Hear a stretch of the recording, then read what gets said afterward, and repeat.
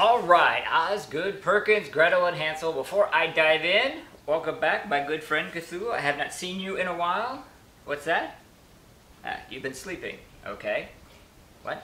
Alright, well, tell them. No? Alright.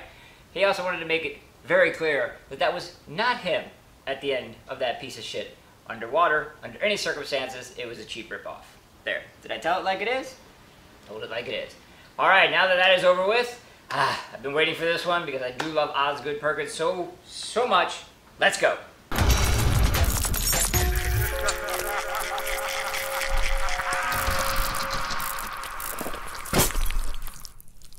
Alright, I gotta let everybody know up front, it's gonna be a spoiler-filled review. If you haven't seen it yet, go check it out.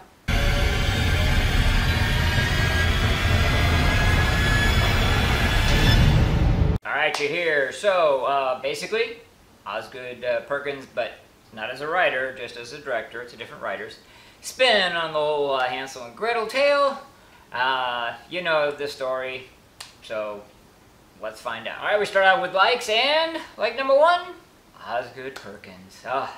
And I say that because I've brought this up numerous times in the past.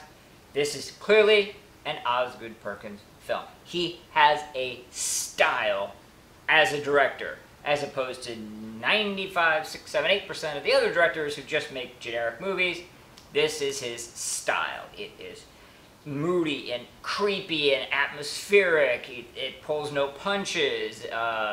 You know, the whole, you know, sort of canvas of the film where he blocks and stages his actors, it is uniquely Osgood Perkins.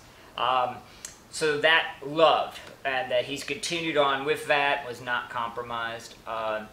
Second thing I did like a lot was the very sort of, shall we say, clever take on the whole Hansel and Gretel story. Ostensibly a rather short story, easily condensed. They, you know, expanded this out into a full-length feature film. You had a very, very good reason that the children were starving and willing to go into the witch's house, which I thought was very, very well done.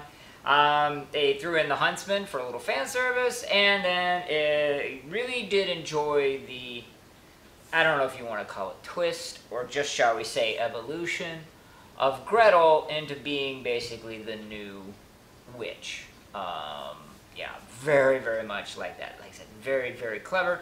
You know, the acting was top shelf. Sophia was, you know, discovered there in It. You saw her great there. She's great here. Even the little boy, I forgot his name now.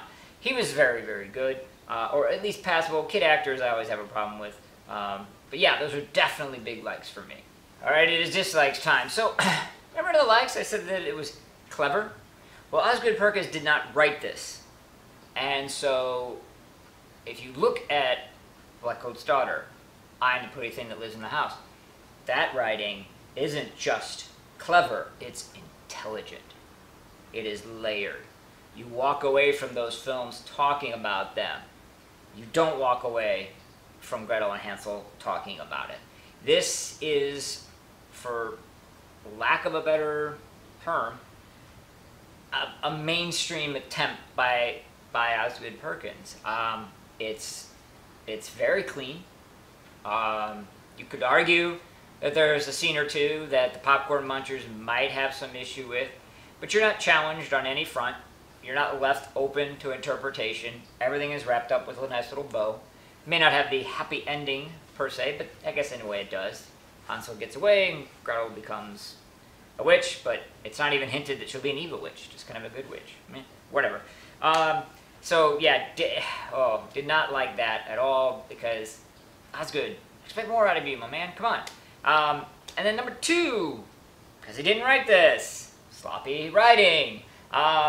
You basically, you know, have the whole master-apprentice thing going on with Gretel and the witch. She's learning a bit, you know.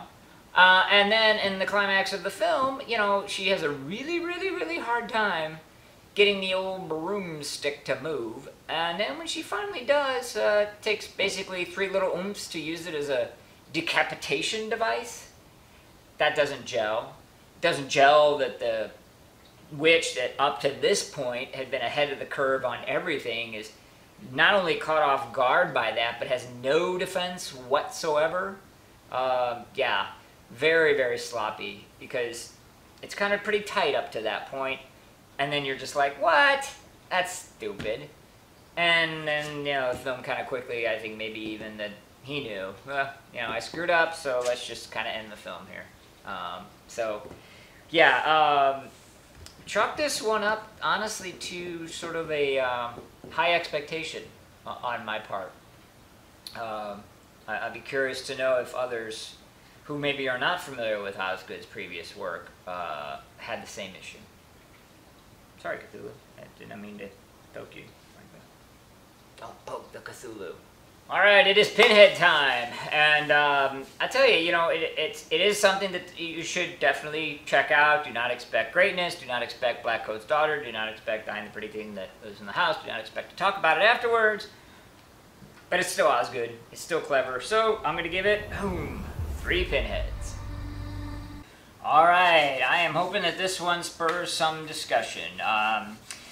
In the comments, let me know, because there's a big segment, you know, of my audience that are, you know, like me, you know, gore whores, but you didn't get a lot of that in this film, so that might be an issue. On the flip side of the coin, you got a lot of people that are more casual, shall we say, horror fans, nothing wrong with that.